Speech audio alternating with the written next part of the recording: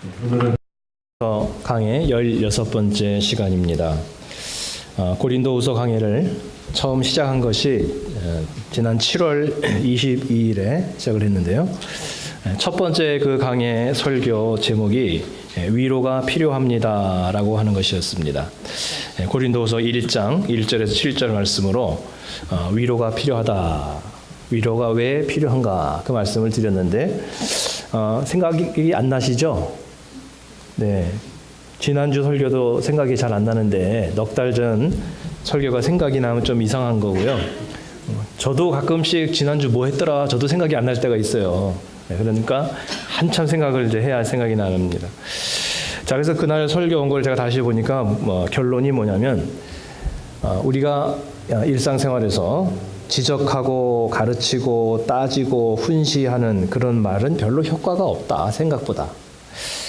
차라리 들어주고 공감해주고 긍정적인 위로의 말을 할 때 그것이 좋은 결과를 줄 수가 있다. 그리고 감정적인 위로는 한계가 있고 보혜사 성령님께서 위로를 해주셔야 되기 때문에 우리가 기도를 해주는 것이 상당히 그들에게 도움이 된다. 그런 말씀을 드렸습니다. 자, 여러분 지난 넉 달 동안 여러분 삶을 한번 생각해 보실 때 여러분의 언어와 성품이 이렇게 뭔가 좀 공격적인 것보다는 좀 부드럽게 그리고 정말 다른 사람을 위로하는 그런 방향으로 여러분 좀 순화가 되신 것 같습니까?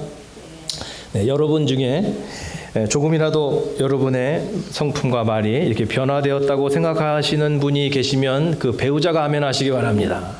네, 왜냐하면 배우자가 아멘을 하셔야 이게 정말 개런티가 되는 거거든요.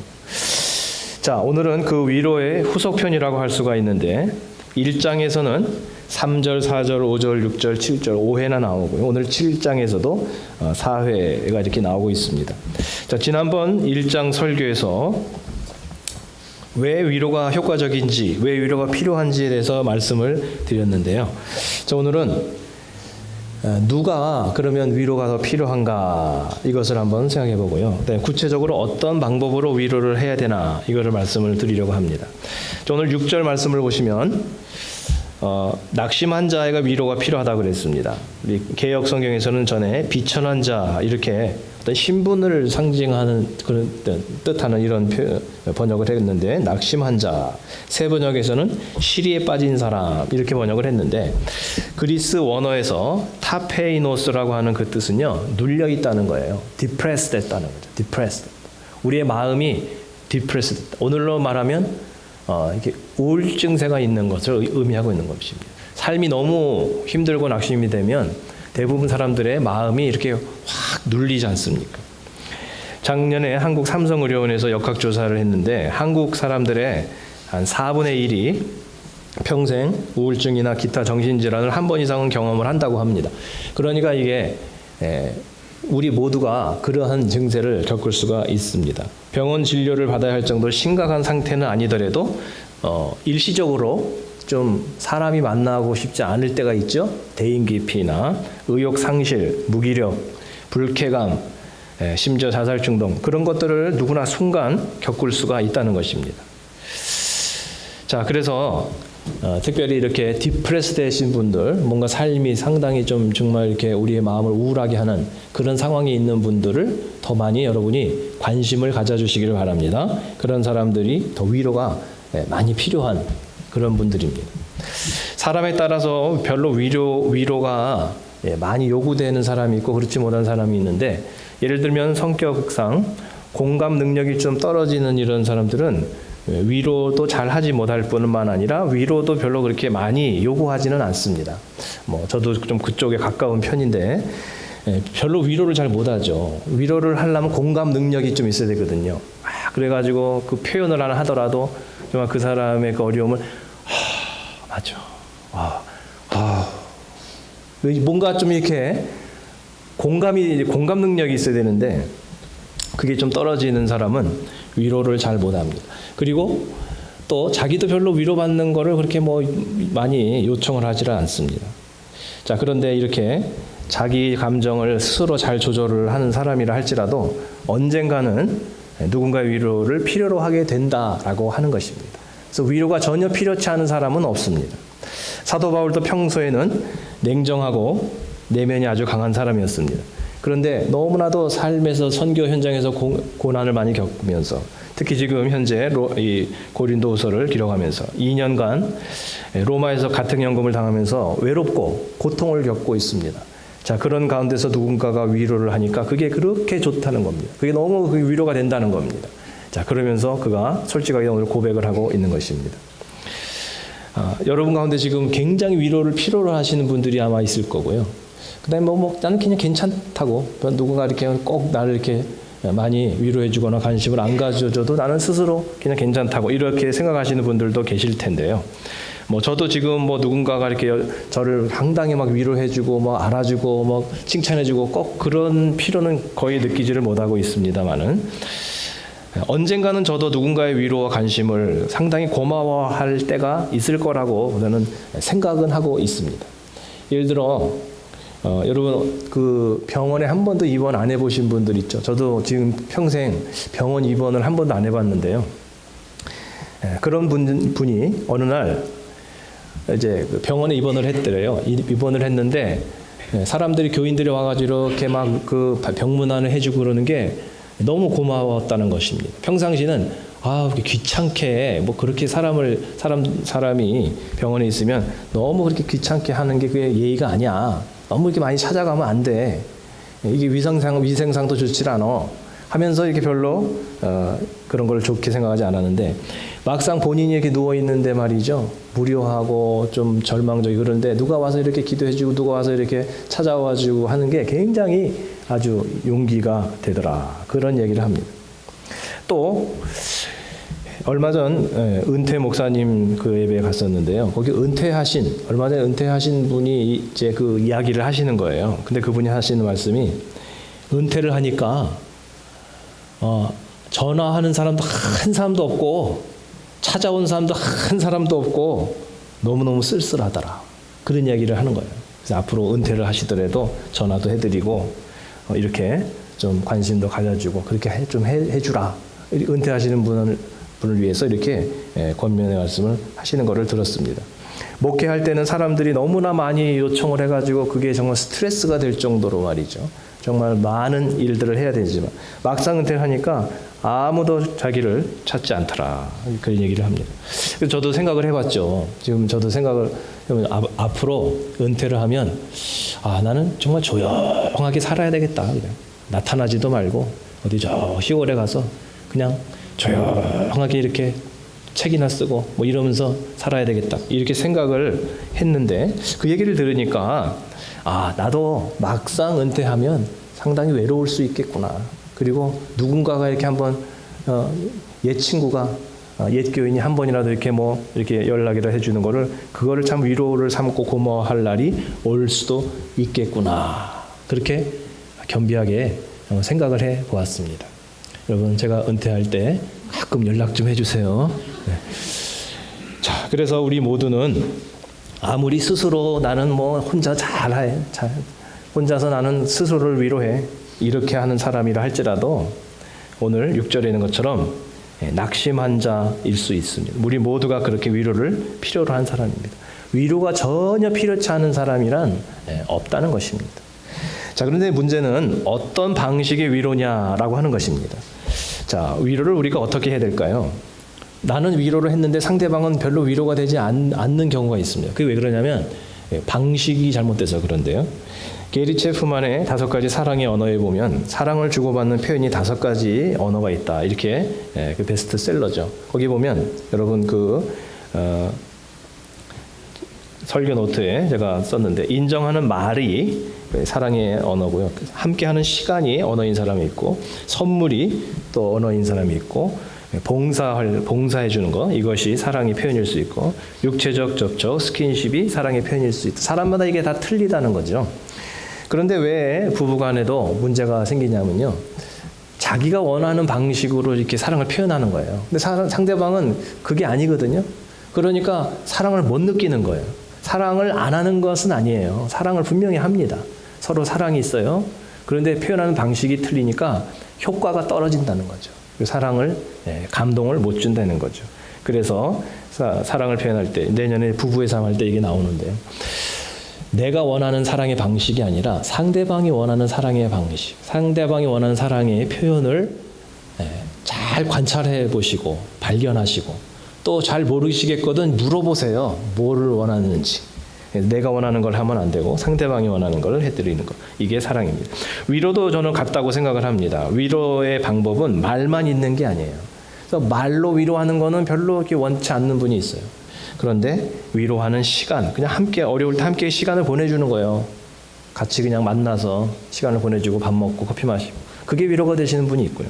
어떤 분은 위로하는 선물 또는 위로하는 봉사, 위로하는 스킨십 이런 것들이 가능하게 됩니다. 사람마다 이게 다 틀린 것입니다. 그래서 우리 자녀들 같은 경우에 여러분이 그냥 나름대로 부모서 잘해준다고 열심히 그냥 새벽에 나가서 밤늦게 들어오면서 일을 해가지고 걔네들을 그냥 풀 서포트를 막 해주고 막 그냥 제일 좋은 걸로 막 이렇게 해주고 또 막 모든 걸 다 해주는데 애들이 막상 물어보면 고마워하질 않는 거예요. 너희 어떻게 부모가 희생하는데 고마워하지 않니? 애들이 원한 거는 부모님과 좀 시간을 같이 보내기를 원했다는 거예요. 그런데 그냥 부모는 그게 돈으로 서포트하는 게 최고의 사랑인 줄만 알았는데 애들은 차라리 조금 가난해도 우리하고 같이 패밀리 타임을 좀 보내주길 원한다. 만일에 그렇다 그러면 우리가 생각을 잘못한 것입니다. 또 어떤 여자분 같은 경우는 이제 남편이 이렇게 말이죠. 나는 당신을 위해서 시간을 보내주고 또 이렇게 뭐 정말 당신을 이렇게 허그를 해주고 뭐. 근데 어떤 여자분 그게 별로 위로가 안 되는 거예요. 그런 건 됐고요. 저는 선물 아니면 캐시 그런 게 위로가 되시는 분들도 있는 거죠. 그러면 또 그거를 또 그거에 맞춰야 되죠. 그래서 저는 이렇게 막 귀금속 같은 거 하고 다니시는 분은 저는 좀 이해가 안 돼요. 그게 왜 그 귀금속을 왜 그렇게 투자를 할까? 별로 이해가 안 되는데 그게 중요하신 분은 그거를 받았을 때 위로가 되시는 분은 또 그걸 해야 되는 거예요. 또 다행히 저희 집은 귀금속이나 꽃이나 이런 걸 별로 안 좋아해서 제가 좀 다행인데 자 그런데 그거를 좋아하시는 여자분이 있으면 남편이 그거를 해야 됩니다. 쓸데없이 그런 걸 한다. 이러시면 이게 가정이 이게 깨집니다. 그렇게 하지 마시고 저게 위로가 되는구나. 뭐 이렇게 함께하는 시간 그게 아니구나. 이게 선물이구나. 또 어떤 여자분은 가사 일을 도와주는 걸 굉장히 감동을 받으신 분이 있어요.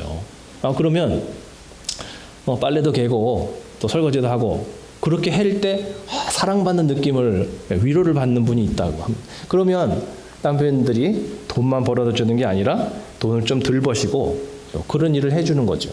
그럴 때 상당한 위로를 받습니다. 또 어떤 남자분들은 아내가 맛있는 요리를 대접할 때 말이죠. 거기 굉장히 이렇게 존중받고 사랑받는 위로를 느끼는 거예요.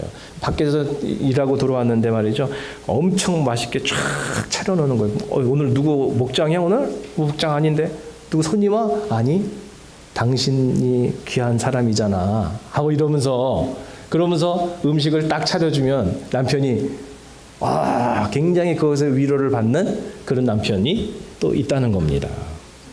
또 어떤 부부는 좋은 영화를 함께 볼 때, 또 어떤 분들은 함께 운동을 할 때, 이것이 위로가 될 수도 있습니다. 또 어떤 분들은 여러 말보다도 그냥 가서 어려울 때 따뜻하게 허그를 한번 쫙 해줄 때, 그것이 또 위로가 되는 그런 사람도 있습니다. 어떤 부부는 1박 2일이라도 둘만의 허니문을 다녀오는 그런 것이 또 위로가 될 수도 있습니다. 자, 그렇기 때문에 여러분 사랑을 표현하고 또 가까운 사람을 이제 위로할 때 내 방식으로 따라와 그렇게 하지 마시고 내 방식으로 위로했는데 나는 했는데 당신은 반응이 왜 이래 이러지 마시고 상대방이 뭐를 원하는지를 알아야 되고요. 상대방이 뭘 할 때 감동을 받는지 뭘 할 때 위로를 받는지 이거를 잘 파악을 하셔서 그것을 하시기를 바랍니다. 마지막으로 7절 말씀을 보면 한 사람의 위로는 그것에서 끝나는 것이 아니라 또 다른 사람의 위로 파급이 된다는 이런 원리를 배우게 됩니다. 런던 대학의 신경과학자 소피 스콧 박사가 웃음은 전염된다 그랬습니다. 내용을 잘 몰라도 뭔가 웃는 모습과 소리를 들으면 자기도 모르게 웃음이 나온다는 것입니다. 그 다음에 한번 웃었는데 말이죠. 더 이상 웃기지 않는데도 그냥 계속 웃음이 막 그냥 참아지지 않는 그런 경우가 있죠. 그게 왜 그러냐면 전염이 돼서 그럽니다. 그래서 코미디 방송이나 이런 데 보면 웃기는 대목에서는 사람들이 안 웃으니까 웃는 녹음 소리를 한번 왁 틀어주잖아요. 네, 그리고 왜 그러냐면 그게 효과가 있어서 그렇게 하는 거예요. 그럴 때 그냥 안 웃겨도 웃긴 것처럼 이렇게 되는 것입니다. 하품도 마찬가지인데 옆에 사람이 하품을 하면 이상하게 따라서 하게 됩니다. 개들도 주인이 하품을 하면 따라서 한대요. 개들조차도. 이게 공감 능력인데요. 공감 능력이 많은 사람일수록 더 이렇게 따라합니다. 그런데 웃음이나 하품이나 전혀 따라하지 않는 사람들도 있다고 그러는데요. 영향을 안 받는 사람. 이 사람들은 공감 능력이 굉장히 떨어지는 거죠. 네, 그래서 남들은 다 웃는데 혼자서 남들 막 하품하는데 혼자서 하품이 나오는데도 막 참으면서 말이에요. 막 이러시는 분들, 공감 능력이 좀 떨어지시는 분들인데요. 네, 자, 이런 경우 안 좋은 쪽으로 가면 사이코패스 쪽으로 갈 가능성이 있고요. 좋은 쪽으로 가면 911 오퍼레이터처럼요. 이런 사람들은 감정이 앞서면 안 되거든요. 그냥 굉장히 냉철하게, 침착하게, 무섭도록 침착하게 이렇게 반응을 해야 되는 직업군. 거기는 적합할 수가 있습니다. 자, 그래서 여러분 성격이 원래 공감 능력이 좀 이렇게 많으신 분들은 별거 아닌데도 막 어떻게 해? 막 이렇게 정말 그게 공감이 막 표현이 된 어떤 사람은 그게 이렇게 쉽지가 않은 거죠. 공감은. 자, 그런 경우에도 우리 삶의 시너지 효과를 누리려면 공감 능력을 훈련을 해야 되는데 목장이 바로 그 공감 능력을 훈련하는 좋은 장소입니다. 교회는요 일방적으로 한쪽만 바라보고 앉았다가 그 다음에 가시잖아요. 근데 목장은 동그랗게 모여 앉잖아요. 그러다가 보면 누가 무슨 얘기를 하면 그걸 또 이렇게 반응도 해야 되고 좋은 얘기를 하면 또 같이 웃고 또 슬픈 얘기를 하면 같이 막 기도해주고 같이 슬퍼해주고 공감하는 능력을 키우게 됩니다. 자, 그래서 여러분도 다른 사람들에게 이렇게 공감하고 위로를 할 때 그것이 좋은 영향을 끼치게 된다는 것입니다. 오늘 본문 7절을 보시면 고린도 교인들이 디도를 위로했고 디도가 돌아와서 로마 감옥에 있던 바울과 로마의 크리스찬들을 위로하니까 위로가 증폭이 되고 그 한 사람의 위로로 끝나지 않고 공동체 전체가 상당히 좋은 분위기로 이렇게 확장되는 것을 볼 수가 있습니다. 이걸 거룩한 전염, 아름다운 전염이라고 한번 불러볼 수가 있겠습니다. 자, 오늘 말씀을 요약하겠습니다. 사랑하는 여러분, 우리 모두는 위로가 필요하고 또 위로하며 살아야 할 사람들입니다. 가까이 있는 사람들에게 여러분 위로하시고 사랑을 표현할 때 그분의 마음을 먼저 공감하신 후 그분이 뭐를 원하시는지를 알고 가장 효과적인 방법으로 위로를 해 주시기를 바랍니다. 자, 그러면 그 위로가 여러분에게서만 끝나는 것이 아니라 가족 전체로 그리고 목장과 교회 전체로 그리고 여러분이 가는 곳마다 여러분이 속한 공동체 속에서 위로의 시너지가 확산이 돼서 어둡던 분위기가 밝아지고 서로 낙심돼 있던 사람들이 여러분이 감으로 인해서 분위기가 밝아지고 또 위로가 확산되는 그런 여러분의 삶이 되시기를 주님의 이름으로 축원드립니다. 이 시간에 우리 한번 잠시 기도하실 때 하나님 저희들의 마음속에 공감하고 위로하는 마음을 허락하여 주시옵소서. 우리 한번 다